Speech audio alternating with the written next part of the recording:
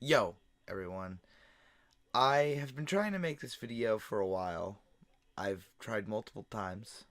Some with live action video, other times without it, with different little costumes and get ups, different camera angles, and all that stuff, and none of it worked. All of it seems so unnatural. None of it felt like it was me. I couldn't get my own personality in there. I couldn't get that snark in there. I couldn't get that person. It all felt so robotic. I tried so hard to be this really arrogant dude, and I did it on the blogs and stuff. And I'll probably still be a bit arrogant because I actually am pretty arrogant. This is going to be a lot more raw. There will be flubs. I am not going to be as much of a perfectionist as I used to be.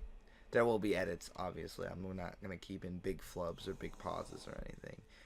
But I suppose I should get into what this video is. I hate when YouTubers do this. I'm already guilty of something I hate, which is preferencing videos. But this video is basically going to be about the history of online video, the culture I guess it's created, and the problems it's facing right now. Because right now, YouTube isn't falling. It's not dying like a lot of people seem to say it is right now. But what it is doing is it's teetering. It's teetering on this edge that it needs to recover from pretty quick. Now, I believe it can do this. I think we need to make it a better place. And honestly, I'm not one of those people who will thought police people to make it a better place. I'm not going to do that. But I do think that there might be something we could do. But I think we should kind of just cover how we got here. Because that's something that I don't feel like a lot of people cover. I don't feel like a lot of people talk about that. Not many people talk about how we got here. People talk about what we're doing here, what's going on, but we seem to forget what happened back then. We seem to forget what worked back then. We seem to just space it out of our minds because the internet's always changing, right? There's always something new going on. We can't just take a time to sit back and reflect. So that's what this video is going to be, a time to sit back, reflect. Let's start off, before videos were even a thing, how productive. Back in the day, there were things like dial-up, where you couldn't stream videos. If you went back in time and you told that person, eventually you'll be able to watch videos on the internet through your computer like you do your TV, back then they wouldn't have believed you. No one would have believed you. Everyone would have thought you were insane. Like, no way you can't do that. You're insane.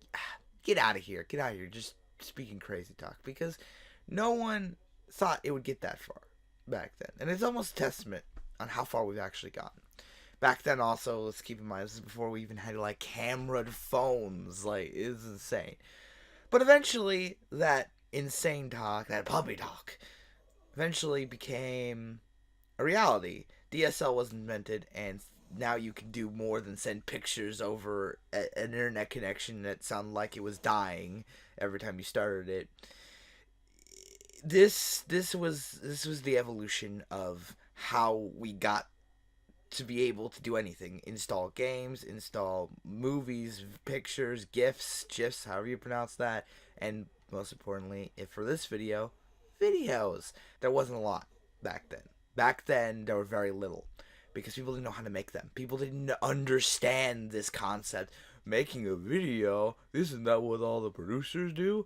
But some people did. There were some flash animations, which if you don't know what flash animations are, man, I don't know where you've been.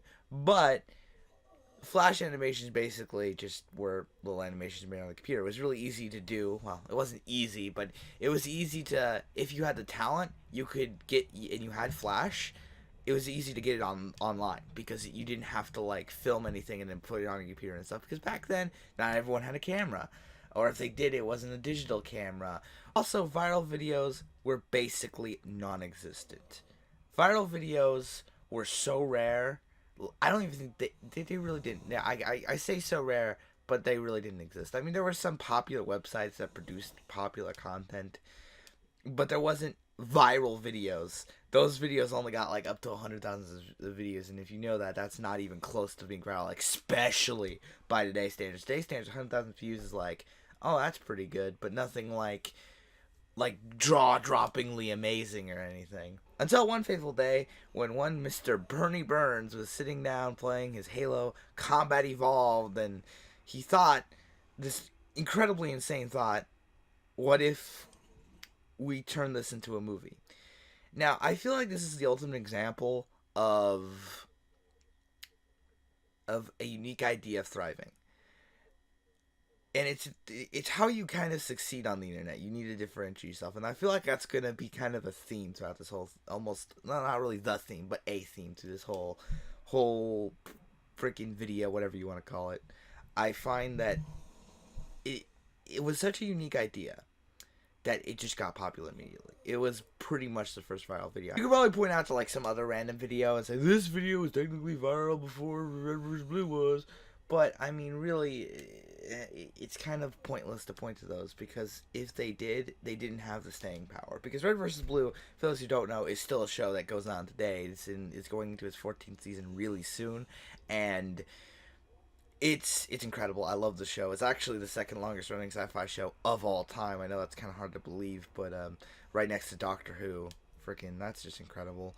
But yeah, it was super successful. It propelled a multi-million-dollar company. And another first that Red vs. Blue marked, other than the millions of other firsts it marked, was the monetization. Because back then, even if you had a website that made content that people wanted to watch on a frequent basis, monetizing was hard. Because back then, you couldn't just sign up for a Google AdSense account and be like, oh, I'm making money now. You can't. It was hard to make money, and Red vs. Blue actually capitalized on that really well. It kind of showed that you could make money off of this thing. But, of course, I could talk about pre-YouTube all day, but really that's not what you're here to talk about, because no one goes to pre-YouTube anymore. If you go to watch online videos nowadays, you go to YouTube. It's just what you do now. So, let's talk about YouTube. The creation of YouTube. 2004, the Super Bowl halftime show stirred a bit of the controversy, a big pot of controversy, a big pot of Mother's Homebrew controversy. This thing was just insane. So basically, the 2004 halftime show, some of you probably already know what I'm about to talk about, but others don't. Janet Jackson and Justin Timberlake, because, you know, those were musicians back then, were performing at the halftime show, and at the end, like, Justin Timberlake took his freaking hands and grabbed, like, the best way I guess I could describe it is like Janet Jackson's cup, I guess, like over her boob, and just like tore it right off, and then like pyros hit and they cut away from it. I don't, you know, there's still, I don't know if it was ever confirmed, if it was like faked or not, I don't know. But it was a big controversy, and the creator of YouTube was sitting there at his house when he heard about this, and said, I wanted to see it. Believe it or not, the guy who created YouTube, kind of a nerd, and most nerds, such as you truly, do not watch Super Bowl. So he didn't get to see it, and he tried to find it. He couldn't find it online, because back then, not everything got uploaded. So he wanted to make a video sharing site, but the only way he can get it off the ground if you market it as a dating site. So in 2006, YouTube was created as a dating site, and the first video, which in my opinion is the most fitting video you could have ever, like, first video you could have made on a website, is here we are at the zoo. The first lines were, here we are at the zoo in front of the elephants. Here we are at the zoo. First couple words of YouTube is so fitting, because that's exactly what YouTube turned into, a freaking zoo of weirdness.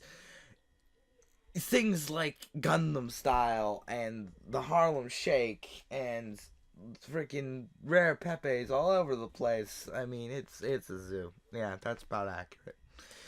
Then people immediately didn't use it as a dating website. As soon as the website got up, I don't think anyone uses it as a video website. The big thing that turned it from a dating website to just a media website was the explosion of vlogs. Before we had YouTube, where you could just post videos and you could stream them to other computers, as opposed to making everyone freaking download them, because that's what you had to do back then. You had to download them. There was this level of vlogs really couldn't exist, because you'd have to get a camera. Back then also webcams barely existed, so you had to get a camera. You had to hope it was a digital camera, or you had to buy a digital camera. You had to film yourself, right? You had to film yourself talking for however amount of time. Eventually, you had to put it into your computer if you could figure out how to do that back then, because that wasn't easy back then either, of course. Then you had to export the files. Then you had to probably edit them, and it was impossible to do back then. Just back then, it was absolutely no chance a vlog could exist. Now that YouTube existed, vlogs exploded. Now, to be fair, there were services before YouTube that didn't get nearly as popular for whatever reason. There are multiple reasons. I mean, I'm not really here to talk about that as much, but friggin' they had vlogs too, but they were just not as popular for whatever reason. But after the vlog explosion, the YouTube kind of just dropped the whole dating site thing because it wasn't being used for dating, so why make a dating site when no one's dating on it, right? So they eventually dropped the whole dating site thing and made it just like an entertainment website, and other content started evolving, things like comedy sketches, more animations. The Flash animations of old arrived on YouTube, and eventually you had people like College Humor, Crack.com, Rooster Teeth, Smosh even started coming in. They started doing their comedy sketches. You started having Let's Plays, which are now one of the biggest, actually probably, the biggest form of entertainment on YouTube right now. And it was incredible. There was just all this stuff. But the view counts and the subscription counts were still relatively low at the time because, I mean, you had viral videos. Now you actually had viral videos. You had videos going viral. You had things like of course I blank on the name now. I'll just put it on the screen, whatever. Point is, stuff like that, and I'll put a bunch on the screen. But point is, you just had a lot of these very viral videos, but there wasn't like one channel that maintained a huge base of people watching frequently, because back then people were just kind of posting one or two videos and then kind of just not doing it. No one kind of thought about doing this full time or as a hobby. There were some that did, and those people generally got rewarded with up to up to 500,000 subscribers, which back then was a big deal. If you had 500,000 subscribers back then, you were basically PewDiePie. Like you were basically Beauty Boobs. It was ridiculous how popular you seen when back then. It's like subscriber inflation. It's insane. Then 100,000 subscribers is probably like Markiplier now, or like Matthew Santoro or something. It was insane. But then eventually we had a channel that surpassed 1 million subscribers, the first one, and oh my gosh, was that one a doozy. I don't know how it did it, but it did. It was called Fred, and it is the worst YouTube channel on YouTube ever to exist. And how was it the first one to surpass 1 million subs? How can it hold that record? I don't know. The only people I can imagine liking Fred are people who are still in the womb. Like, it is such a horrid YouTube channel. It's not funny. Okay, so for those who don't know what Fred is, I suppose I should elaborate. Fred, you see, Fred, his whole gimmick was in an age where vlogging was super popular. This is like 2010 when he surpassed 1 million subscribers, and he'd been doing it for a couple years before that. I think it was like 2 years before that or something like that. Vlogging was all over the place, right? Vlogging, it's still a big video. It's still a big genre of video because anyone can do it. Anyone can get a camera, put it in front of them, and record themselves talking in front of it. Listen, any Joe Schmo freaking, hey, I'm freaking Captain Loser, and I'm here to record a freaking vlog about what I ate for breakfast today. It was a burrito. It was delicious. Anyone can do that. But Fred, I will give Fred credit, and again, this is the other kind of thing where I was talking about before, where differentiating yourself can just make or break you. Because Fred's whole thing was he was like a mock vlog channel where he had like a fake life and he talked in this really high pitched, really like sped up voice, like in post. And holy, people loved it. I don't know who. All these freaking fetuses in the wombs, they're just freaking climbing over Fred, I guess. But like, he got really popular. Got the first one to get 1 million views. And that's not to mention that 2010 was also the year Justin Bieber was founded on YouTube. Yeah, he was a thing, and he's still a thing somehow. People still like this guy. Oh my gosh, my edgy teenager is showing now. I'm gonna shut up about Justin Bieber before I say something that upsets all the tweens. So now this is the point where YouTube starts getting really popular. We have millions of subscribers. We have YouTube creating freaking multimedia juggernauts, brands basically. We have crazy things going all over the place. And now Fred gets a movie on Nickelodeon, followed shortly by a TV show. And the movie, from what I heard, sucked. I didn't see it because I mean it's Fred. Why would you go see a Fred movie? Like, you literally just take one of his videos and just imagine it with slightly bigger budget, and then like an hour long, and then John Cena is his dad. By the way, John Cena was his dad. John, I always win. Lol, Cena was his dad. I don't know who thought that was a good idea. I don't know who thought that made sense, but whoever did, I actually think might be a comedic genius secretly. That might be the only funny part about that whole movie is John Cena was his dad. But after that, actually, believe it or not, even though it was a flop, the whole movie and the show, and I think even he had other movies, there was actually other YouTube shows that started getting TV shows. Like Adam Ruins Everything recently got one. Dude Perfect's getting one on CMT because people watch CMT. Also, can I also point out that, like, CMT, the country music channel, now featuring a bunch of white dudes doing trick shots in basketball. That has so much to do with country music. I mean, that was just such a perfect fit, CMT. Anyway, point is that it just started transcending its own medium at this point, where now, if you are a YouTube star, you can now become a TV star if you worked at it, if you wanted to, if you wanted to pursue that. Or you can stay on YouTube and still be super popular, sell t-shirts, sell DVDs, sell the freaking ads, have the sponsorships, all this stuff, and you can make money, you can make a living. At this point, YouTube was a job. People were making money at this, and some people kind of forget that, I think. I don't think everyone does. I think there's a group of people that are like just below the people who watch YouTube all the time, but like, and down, that don't understand people do this for a living, or like think that they all do it for a hobby. Even, and it's kind of weird to me. But yeah, people do this for a living. For those who don't know, I guess I said that multiple times. And that was a pretty actually steady job. I mean, at the time, I mean, you weren't making as much money, but back then, like, false flags were not taken as seriously. Like, there wasn't as much problems. And then Viacom happened. Like, just hit the Empire Strikes Back music, Star Wars music, Empire music, yeah, that thing. Except I'm not gonna do that because then I'd get a copyright strike, and that is the whole point of this part of the video, and that would be pretty funny, to be honest. But Viacom sues YouTube for allowing content on it that was claimed by Viacom, which forced YouTube to stricken down on its rules. And holy crap, this system is broken. So basically, Viacom forced YouTube to create a broken system so they wouldn't get in trouble.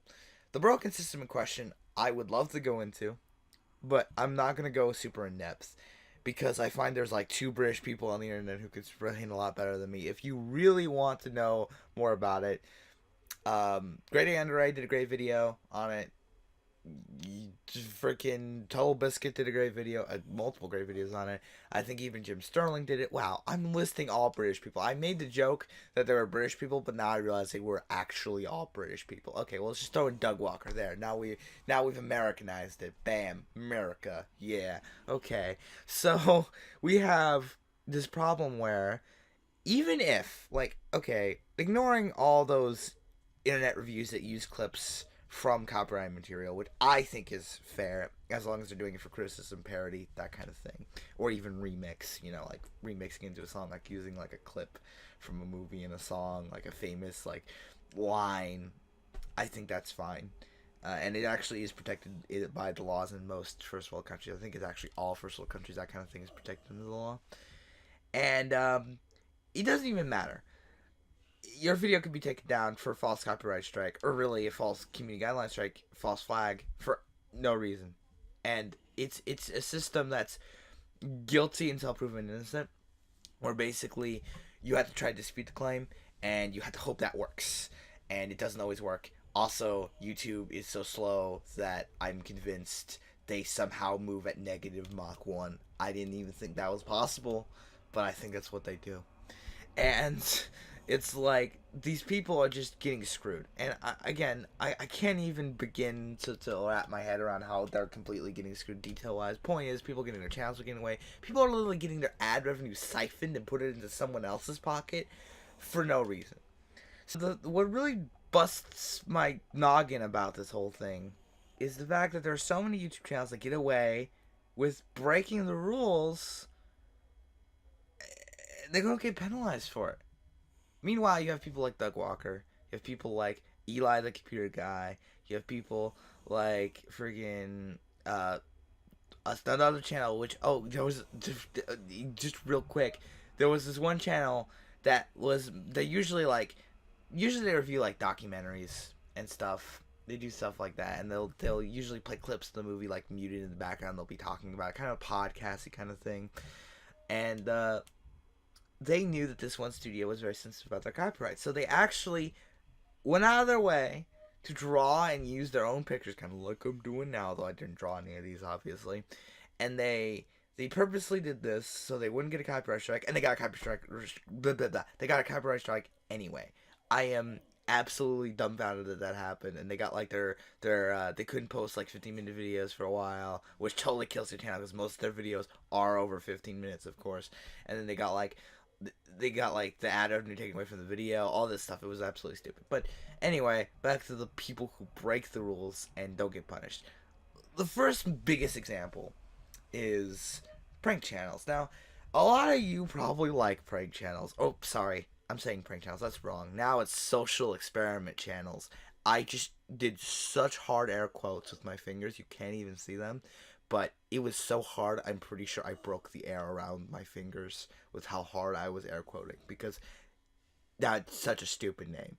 But a lot of them, like Prank Invasion, break the nudity or sexual content. They straight up have freaking long makeout sessions with paid actresses wearing thongs. One prank video, which is okay.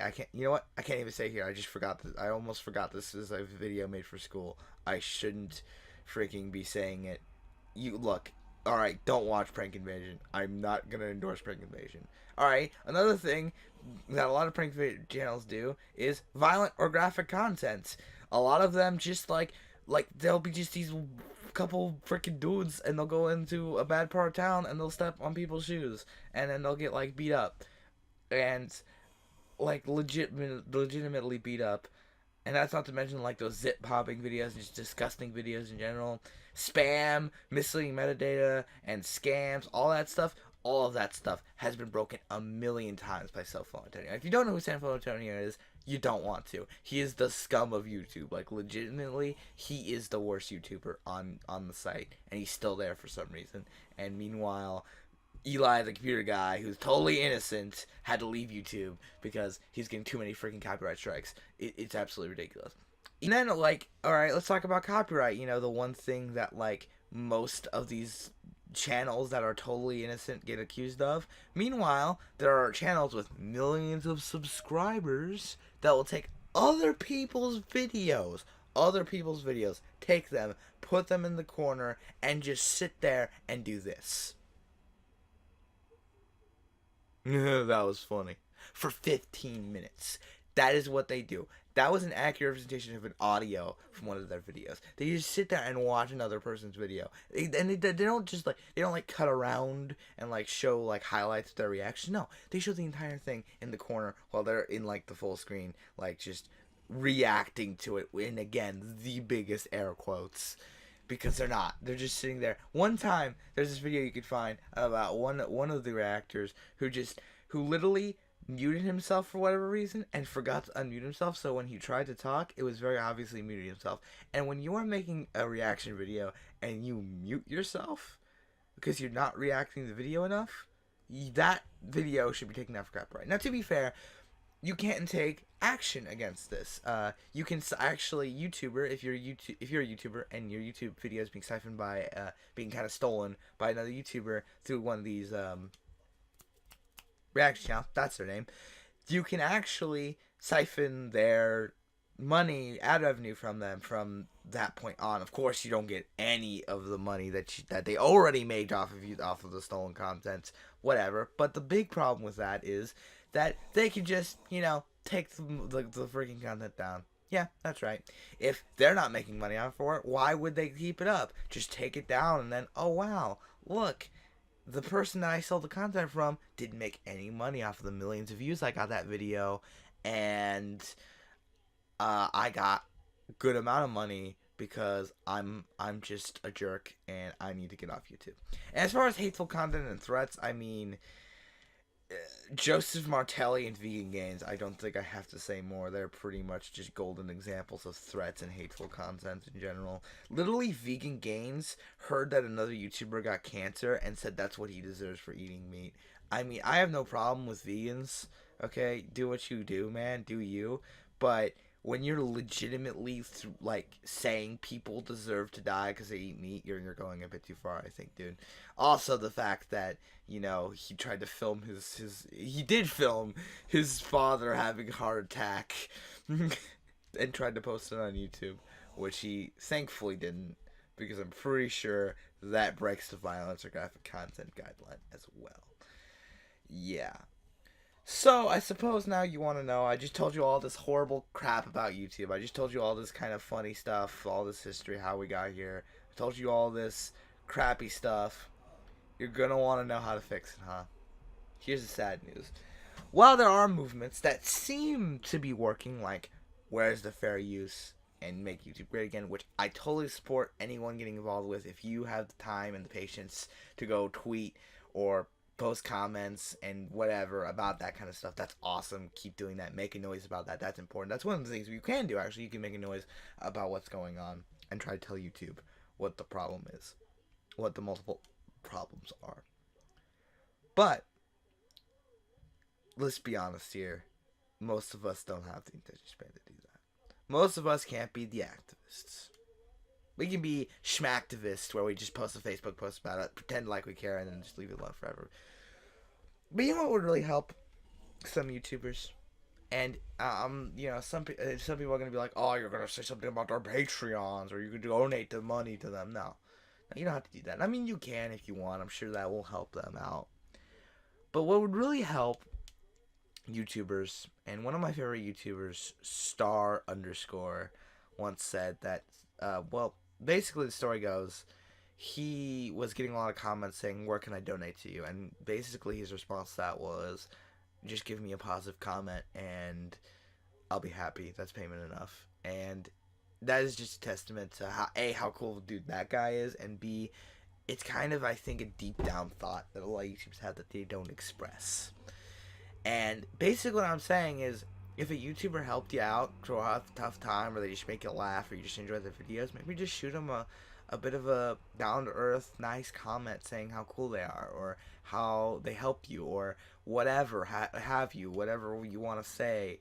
I know I've done that to multiple YouTubers who helped me come to terms with myself, multiple YouTubers who helped me through a tough time, multiple videos that just were hilarious. I've commented on them, and I've showed my gratitude, and honestly, sometimes all they want is to thank you. So just chew on that for a bit. Maybe next time you're on a YouTube video, maybe next time you're mad, and you're pissed off at your brother. He just friggin' washed the whites with the pinks or the reds, and now all your shirts are pink and all your underwear is pink and it all looks embarrassing, whatever. And you sit down and you watch a YouTube video to chill out and laugh. Maybe shoot that channel a comment and just say how much you appreciate what they do.